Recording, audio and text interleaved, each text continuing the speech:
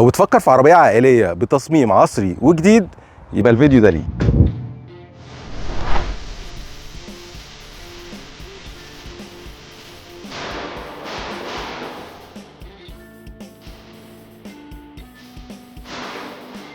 معانا النهارده هافال جو لاين فيس ليفت، عربيه كومباكت كروس اوفر. العربيه دي فيها موتور 4 سلندر تربو 1500 سي سي، بيطلع 148 حصان، وعزم دوران بيوصل ل 220 نيوتن متر، متوصلين على فتيس دي سي تي 7 سرعات ويت. وبتيجي بجانت 18 لونين مقاس 225 على 55، وكمان فيها نظام تعليق مريح جدا بيعزل صوت المطبات عن كابينه العربيه.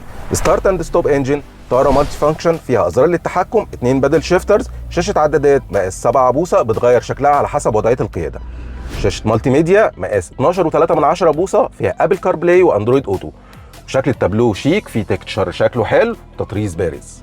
ومن الحاجات المميزه في العربيه الكونسول شكله شيك، وكمان زرار التحكم في النقلات، وكمان العربيه فيها مساحه تخزين 2 كاب هولدر، ومساحه تخزين في الهاند ريست، ومساحه تخزين تحت الكونسول، و2 يو اس بي.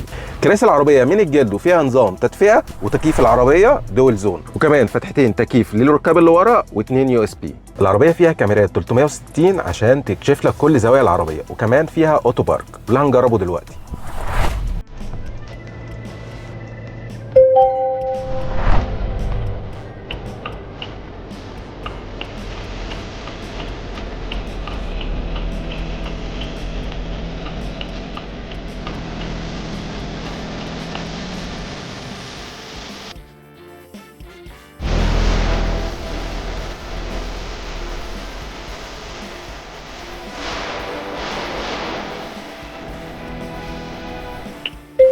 اما بقى لو بتحب فتحه السقف، العربيه فيها سقف بانوراما. مساحه الشنطه 337 لتر، ولو قفلت ظهر الكنبه زي ما احنا عاملين هتبقى مساحتها 1113 لتر. ولو عايز تعرف اكتر عن هافال جو لاين فيس ليفت ادخل على كونتاكت.